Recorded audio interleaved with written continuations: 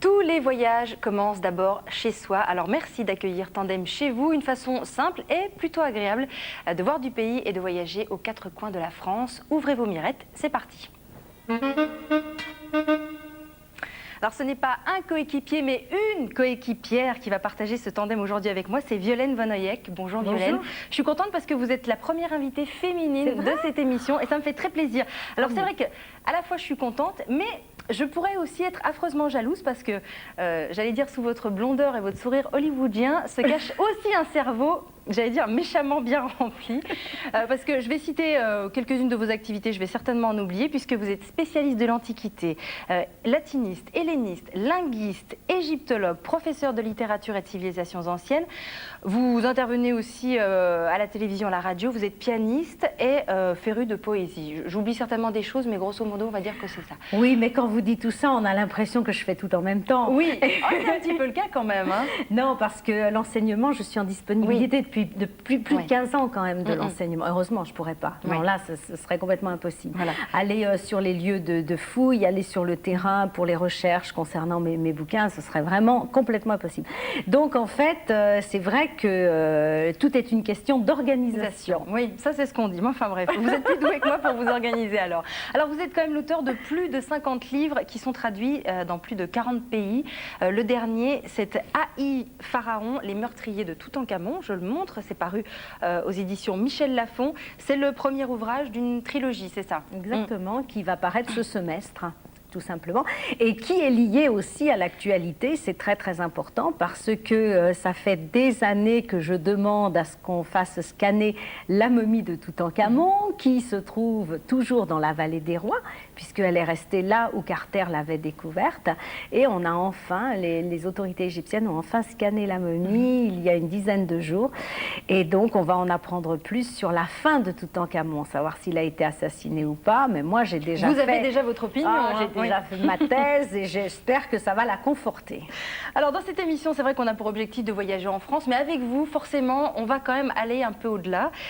Votre vie aujourd'hui, elle est vraiment partagée entre la France et, j'allais dire, un grand bassin méditerranéen quand même. Vous faites tout le temps des allers-retours? Oui, je fais souvent des allers-retours avec mes grands amours qui se trouvent en Grèce et en Égypte. Alors je vais évidemment travailler en Syrie, à Chypre aussi, parce que tous ces endroits commerçaient avec l'Égypte ancienne ou avec la Grèce. Et donc inévitablement, je pars. Mais je pars aussi souvent en Tunisie, au Maroc, en Sicile, en Italie, où je travaille aussi beaucoup. Donc finalement, vous savez, les sites de fouilles sont très très nombreux dans toutes ces régions-là, et je crois avoir fait, enfin j'allais dire fait le tour, non pas fait le tour, avoir travaillé dans tous les sites antiques qui existent actuellement, ce qui fait que je travaille avec des chercheurs du monde entier en fait, aussi bien polonais, suédois, espagnol, et c'est très curieux parce que chacun a sa manière de travailler. Oui, j'imagine. Alors moi je vous propose de partir dans un département que vous aimez, c'est l'Alsace. C'est à la fois une idée de balade, mais une balade pleine de mystères. On va partir dans le Bas-Rhin, au château du Frackenbourg, à la Valencelle. Sur place, là-bas, on trouve ce qu'on appelle des murs païens. C'est des murs de pierre sèche. Ça a l'air tout simple comme ça, mais c'est beaucoup plus compliqué. Les chercheurs, je crois, sont très divisés quant à la datation de ces murs et aussi à leur utilité. Je pense que le reportage va vous interpeller. On regarde donc ce reportage de Marie Edman et Denis Becker. Les ruines du Frankenbourg. Cet imposant château du XIIe siècle surplombe la vallée de Sainte-Marie-aux-Mines ainsi que le Val de Villers. Un peu en contrebas, on découvre une série de 3 murs d'enceinte bien plus anciens. Le premier, qui s'est en partie écroulé, remonterait à 2000 ans avant notre ère, à la période proto-celte. Le dernier serait de construction romaine et le deuxième du VIe siècle avant Jésus-Christ, donc celte. Ici, l'on voit bien le système d'assemblage en queue d'aronde. À l'intérieur de ces cavités en forme de pattes d'oiseau étaient placés des tenons en bois qui fixaient les blocs entre eux. Une technique de construction semblable à celle du mur païen du Mont-Saint-Odile. Alors ces murs avaient-ils la même fonction? Ce que je pense, c'est que la Frankenbourg n'a pas été terminée. Ce qui fait que l'endroit n'a pas été sacralisé par les personnes qui l'ont construite, et c'est aussi la raison pour laquelle on n'a pas perpétué le souvenir de cette sacralisation et qu'on n'a pas bâti un édifice religieux plus chrétien par la suite et que le lieu est devenu beaucoup plus guerrier. Une enceinte défensive au Frankenbourg, les chercheurs sont tous d'accord. En revanche, pour le Mont Saint-Odile, la thèse de Michel Vogt d'un mur délimitant un périmètre spirituel n'est de loin pas partagée. Mais les recherches de Michel Vogt méritent qu'on s'y intéresse de près. Pour lui, ce mur est antérieur aux Celtes, même si ces derniers ont occupé les lieux. Il faut dire qu'à l'intérieur des 10 km d'enceinte, très peu d'objets de l'âge du fer ont été retrouvés, et en tout cas, pas d'armes. À certains endroits, vous avez des falaises tout à fait exceptionnelles et quasiment inaccessibles, et une muraille qui longe ces falaises. À la limite, elles sont de trop. Et à contrario, quelquefois, vous avez cette plateforme de rochers qui affleure le sol, et qui, si on avait dû défendre le territoire, aurait dû avoir 4-5 mètres de hauteur, mais qui, en fait, ne sont que des petites murailles. C'est une invraisemblance défensive, ça c'est clair et net. Alors, qui a raison? Seul le passé détient la réponse. Les recherches, elles, se poursuivent. De nos jours, le Mont Saint-Odile est devenu un des endroits les plus visités d'Alsace. Le public est certes attiré par ce lieu de forte dévotion chrétienne, et peut-être aussi par ces mystères qui l'entourent. Ouais, c'est des lieux un petit peu magiques. C'est vrai, quand on voit ce reportage, on se dit, mais comment finalement ces chercheurs dont vous faites partie peuvent arriver à des certitudes un jour sur des lieux comme ça qui remontent à des siècles et des siècles? Eh bien, il y a de nouveaux moyens scientifiques, vous le savez, notamment le carbone 14, qui permet donc de dater. C'est comme ça qu'on a réussi à dater la Troie de la guerre de Troie, hein, qui se trouve donc en Turquie actuellement, et on avait retrouvé plusieurs niveaux.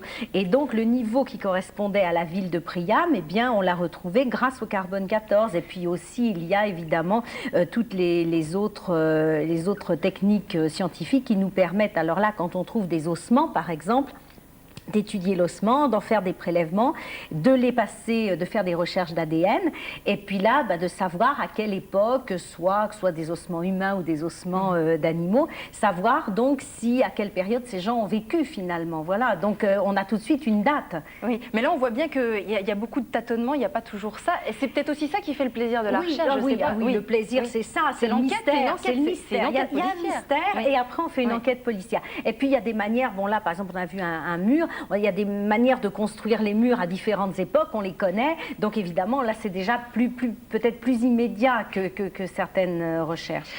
Alors, est-ce que vous avez été, vous, votre passion c'est l'Antiquité, mais cette histoire française, pourquoi finalement cette attirance comme ça un jour pour ces civilisations-là? Et on voit bien que vous pourriez faire des fouilles en France. Et non, ça vous a jamais attiré? Ah, mais en France, j'ai participé à des fouilles, du moins en tant qu'historienne, parce que vous savez, quand une équipe se trouve dans un lieu, que ce soit Alésia ou autre, eh bien, en général, vous cherchez pas à la supplanter ou à vous incorporer forcément, mais vous venez en tant qu'historien, et puis on s'entend très bien, et dans ces cas-là, on peut tout à fait participer. Moi, par exemple, pour vous donner vraiment... quand on était à Marseille, enfin moi j'avais été à Marseille, et il y avait des fouilles sous-marines. Il y a souvent des fouilles sous-marines. On trouve au large de Cassis beaucoup de bateaux qui transportaient des amphores ou autres, et qui venaient soit du bassin méditerranéen, soit de la Grèce, soit d'Égypte et autres. Donc quelquefois je pars d'un endroit et j'arrive chez nous. Vous m'offrez une transition, je vous coupe parce que vous m'offrez une transition sur un plateau qui n'était pas voulu, mais c'est super parce que vous parlez de Marseille, de fouilles sous-marines, et justement, moi je vous propose de partir du côté de la plage des Catalans, puisque là, à 12 mètres de fond, eh bien, des trésors datant de la période grecque font le bonheur des plongeurs archéologues. Regardez. À 12 mètres de fond, tout près de la digue des Catalans, la mer cache un véritable trésor archéologique. Un trésor qui remonte à la période grecque de Marseille. Des vestiges vieux de 24 siècles qui font surgir à la surface une mémoire oubliée. Des céramiques, des fragments de colonnades, des mouillages en pierre et surtout un buste d'Apollon en marbre. Une statue trouvée par ce plongeur, Pierre Giustiniani, une découverte majeure pour les archéologues. Je pense que pour un plongeur, c'est un des plus grands bonheurs. Parce qu'en plus, c'est une pièce qui est quand même relativement rare. Donc on peut trouver des amphores, il y en a encore quand même dans la région. Mais ça, c'est vraiment une pièce unique.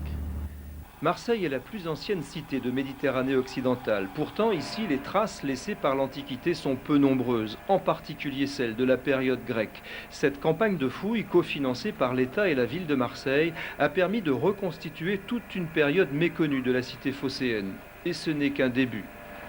Alors, quand on voit la superficie en nombre d'hectares, je dirais, en mer de ce site, le nombre d'éléments de blocs qui apparaissent à la surface du sédiment, au moins une centaine pour l'instant, et d'autres qui sont encore partiellement enfouis ou complètement enfouis, on peut considérer qu'une vraie partie, une bonne partie du tissu urbain de la ville est encore enfouie sous les Posidonie et qu'il va falloir plusieurs campagnes pour en arriver au bout. Cette première campagne de fouilles de l'archéonaute est bientôt terminée, mais d'autres vont suivre. Sous l'eau, à quelques centaines de mètres de la plage, se trouvent des restes de temples ou de théâtres grecs et peut-être d'autres statues. Le site des Catalans n'a pas encore livré tous ses secrets.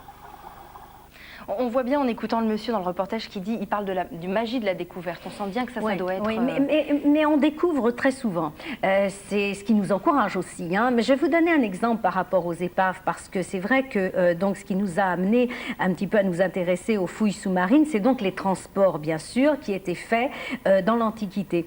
Et bon, pour l'anecdote, récemment, on a retrouvé du vin égyptien, du vin dans des caves en Égypte, qui provenait d'Italie et qui provenait de la Gaule, ce qui est quand même très très étonnant. Pour l'époque alexandrine, ça ne l'est pas, c'est l'époque de Cléopâtre. Donc on peut imaginer que Cléopâtre buvait du vin gaulois et qu'apparemment elle l'appréciait.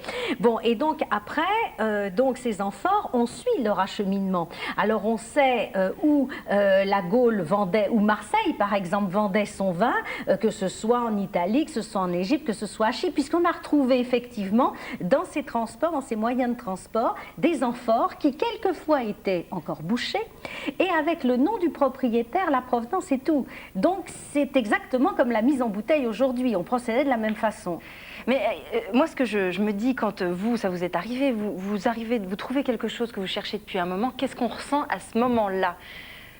Ben, écoutez, moi je vais vous dire, je suis beaucoup plus impressionnée. Par exemple, je trouverais le trésor de Toutankhamon, enfin l'équivalent du trésor de Toutankhamon, je serais sans doute moins impressionnée que par la découverte d'inscriptions, que je trouve et qui me permet d'avancer dans l'histoire. Très souvent, je suis beaucoup plus intéressée par ça. Si vous voulez, quand j'ai reconstitué la vie de Toutankhamon, d'Aï ou bien d'Hatchepsout, bon, il est évident qu'on ne savait pas grand-chose sur les personnages. On connaît leur nom, on ne connaît pas leur vie.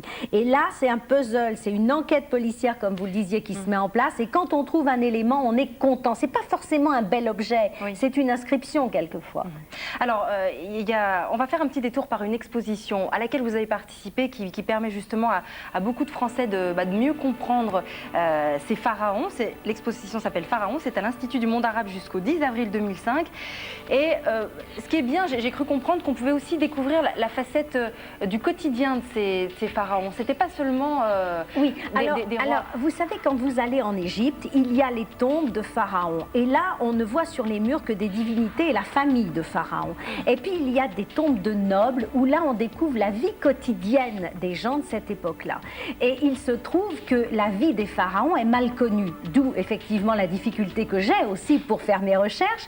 Et donc, c'est très bien qu'il y ait une exposition qui essaye de retracer justement et de donner vie, la vie des pharaons et de redonner vie aux pharaons. Ça, c'est très important. Alors, où j'ai participé, simplement une petite parenthèse, c'est que c'est très très compliqué de faire sortir des pièces du Caire pour les acheminer dans une exposition étrangère.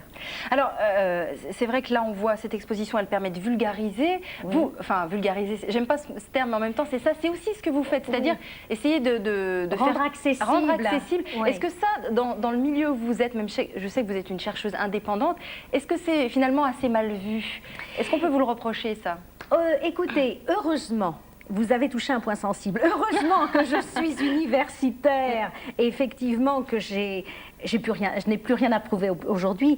Mais c'est vrai que si on vulgarise tout de suite et qu'on rentre comme ça dans la vulgarisation sans avoir fait de travaux scientifiques, ça peut être effectivement mal interprété, tout à fait, et mal vu. Oui. Et je trouve qu'on a l'impression que les Français sont quand même fascinés par, je ne sais pas, peut-être dans les autres pays aussi, les Anglais, les Espagnols, mais que les Français, il y a un vrai engouement. Oui, c'est général, c'est mondial. C'est un engouement qui est mondial, qui s'explique très probablement, vous savez, depuis l'époque de César. César était amoureux de Cléopâtre et de l'Égypte. Hein. Et bon, il y avait un goût pour l'exotisme, un goût pour les parfums, un goût pour l'Orient, de toute façon, c'est évident.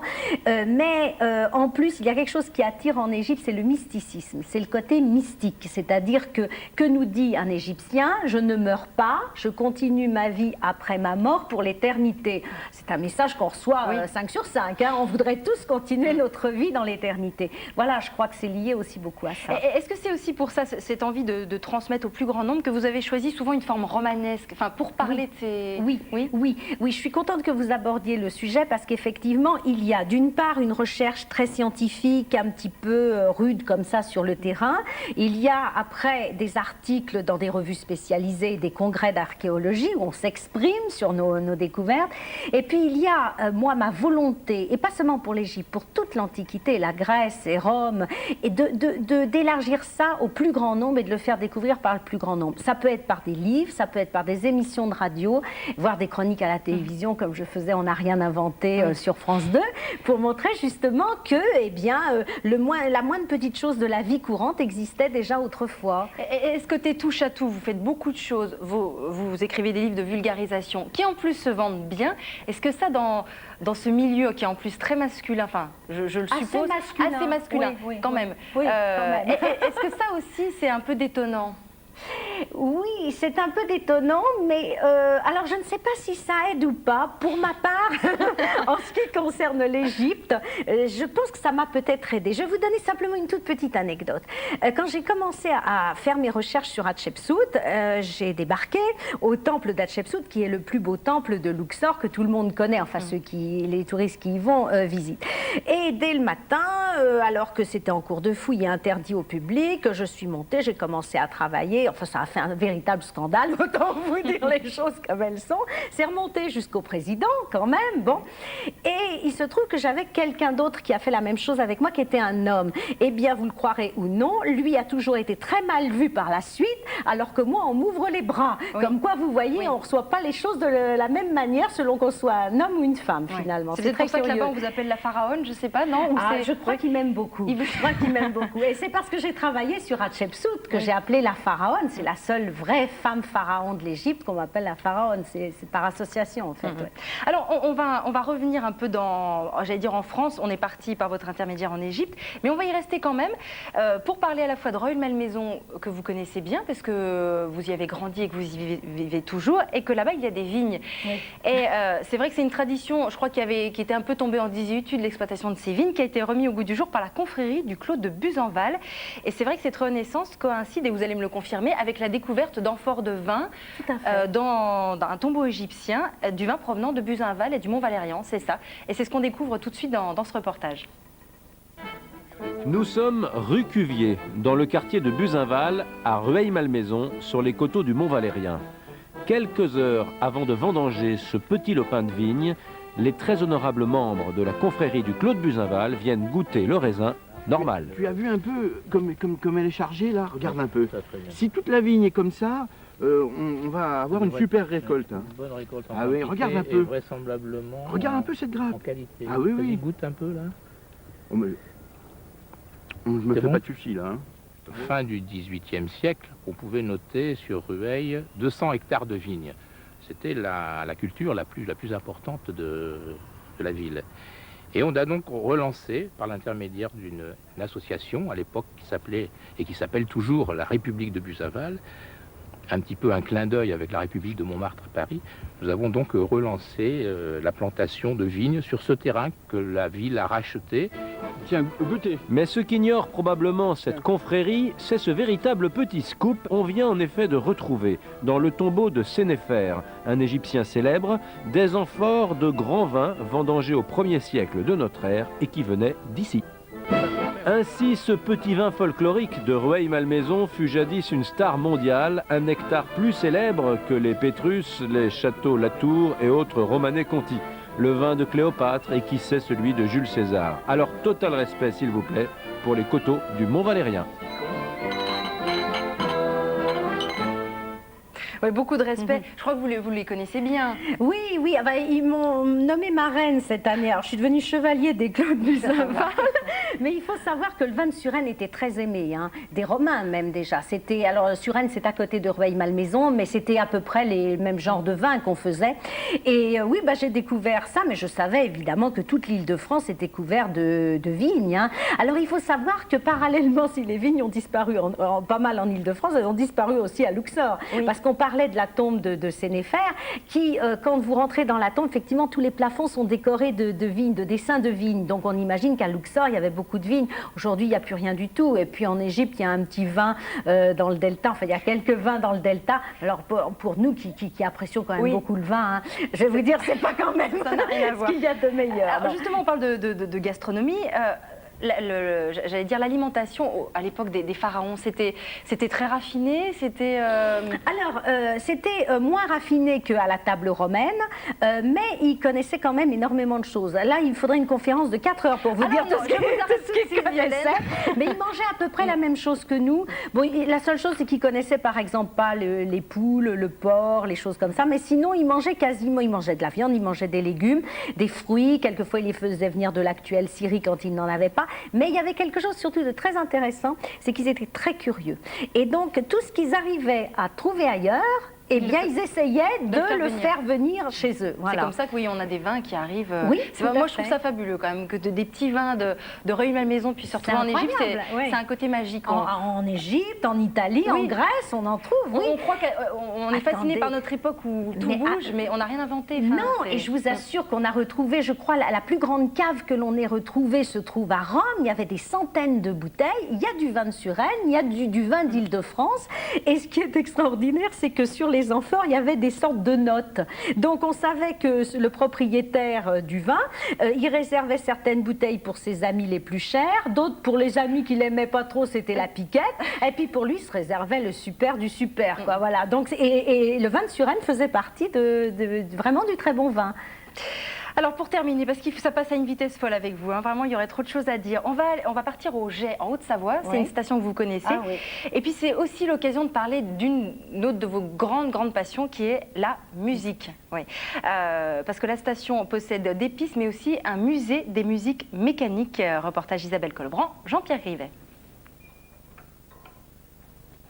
Le musée des musiques mécaniques. 400 pièces, presque toutes en état de marche, un tiers fabriqué à l'unité, un véritable trésor amoureusement préservé, restauré, sauvegardé par un passionné. C'est une action qui a démarré en 1982. Alors on a bénéficié bien sûr de dons, il y a eu des achats, on a participé à des ventes aux enchères. Puis aujourd'hui le musée avec ses 40 000 visiteurs en moyenne par an, ça lui constitue un véritable réseau de personnes qui dès qu'ils voient quelque chose nous informent. Et aujourd'hui on est arrivé à cette collection qui est certainement la plus belle en Europe.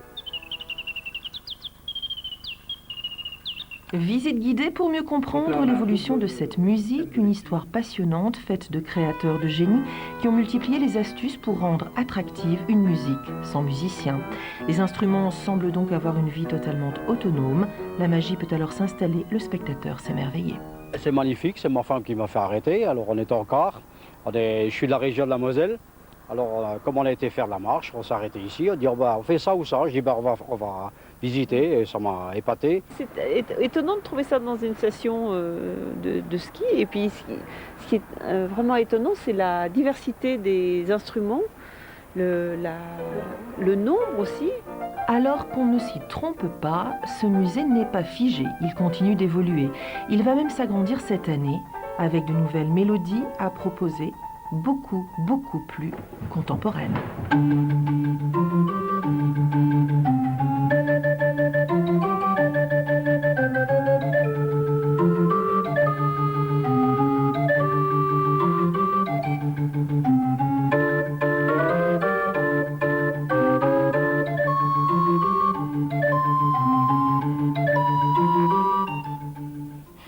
C'est vrai qu'on ne s'attend pas à trouver ça forcément dans une station de ski, donc c'est au Jet en Haute-Savoie. Et en plus très célèbre, très renommé. Oui. Alors c'est vrai que là on parle d'instruments de musique sans musicien, vous c'est le contraire, vous faites du piano et vous êtes bien derrière votre piano. Oui, jusqu'à présent, oui. C'est vrai que ça c'est l'autre grande passion avec peut-être l'écriture et oui, la recherche. C'est-à-dire que pendant très longtemps j'ai eu du mal à choisir en fait entre... enfin ça s'est fait tout seul, mais à un moment donné c'était très difficile de concilier les deux, la musique et l'écriture. Bon, c'est surtout Oui, alors j'ai 3 passions en fait. L'écriture, la musique et l'Antiquité. Alors c'est vrai que l'écriture me permet d'allier également mes recherches sur le monde antique. Bon, alors restait la musique et qui demande aussi quand même pas mal de temps. Oui, ça vous en doutez. Oui, j'ai donné pas mal. Non, je donnais beaucoup de concerts que j'ai réduits considérablement. Mais enfin, bon, j'ai aussi sorti des disques de Debussy, Chopin, Liszt, etc. Et quelquefois, en associant la musique aussi, la poésie. Bon, j'ai fait par exemple un disque avec Dominique Paturel que vous connaissez peut-être, qui est donc un comédien. Et voilà, donc effectivement, ça a été très difficile de choisir. Je n'ai pas choisi, d'ailleurs, je continue la musique, mais en réduisant quand même les concerts. Bon. Oui. Vous avez quand même des passions, beaucoup de passions dévorantes. J'allais dire presque c'est vrai qu'elles sont dévorantes sur votre temps. Est-ce qu'aujourd'hui, vous avez peut-être envie un peu de souffler par rapport à tout ça Le problème, c'est que j'ai pas envie parce que justement, c'est des passions et qu'on n'a pas envie de les laisser. Mais d'un autre côté, à un moment donné, c'est vrai qu'on s'interroge. Enfin, on s'interroge, on réfléchit un petit peu sur sa vie. Et tout en conservant tout ça, je vais peut-être essayer de le faire peut-être plus lentement pour avoir plus de vie personnelle. Parce que heureusement que j'ai un mari conciliant. Je vous le dis très franchement.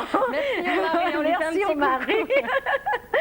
Sinon, ça n'aurait pas été possible. Enfin, vous avez encore du pain sur la planche parce que je rappelle que votre dernier ouvrage, donc Haï le pharaon, paru chez Michel Lafon, c'est que le tome 1 et que derrière il y en a encore oui, beaucoup. Il en arrive 2 et puis après je continue surtout ma saga égyptienne en 27 volumes, donc j'en ai écrit un peu plus de la moitié. Il me reste encore du travail. Et les 2 prochains sont écrits. Donc le tome 2 et 3 sont écrits, donc ils sortent en mars et en mai. Oui. J'imagine qu'on doit s'attacher à ces personnages, même si c'est des personnages loin qui sont morts, il y a un vrai attachement. Oui, au point qu'au début, quand j'ai commencé, je n'écrivais qu'un livre, j'allais dire comme tout le monde, et puis j'en ai écrit 2, 3, 4, et là, au bout de 27 volumes, je ne sais même pas ce que je vais devenir si je laisse mes personnages. Je vais être endeuillée, perdue. Parce qu'ils vivent avec moi depuis très longtemps, oui. Ils vivent aussi, je pense, avec les lecteurs qui sont nombreux, puisque apparemment Michel Lafon, l'éditeur, vous fait confiance pour sortir ces séries. Et ça permet aussi mes droits d'auteur de continuer à financer la recherche. Et ça, c'est important. Oui. Violaine Vonoyec, il faut s'arrêter et je suis vraiment déçue parce qu'on sent qu'avec vous, on pourrait comme ça parler des heures et des heures. Merci infiniment d'être venu jusqu'à nous. Je remercie les téléspectateurs d'être restés pour cette émission de Tandem. À très bientôt. Merci Violaine. Merci, à vous. Au revoir. Don't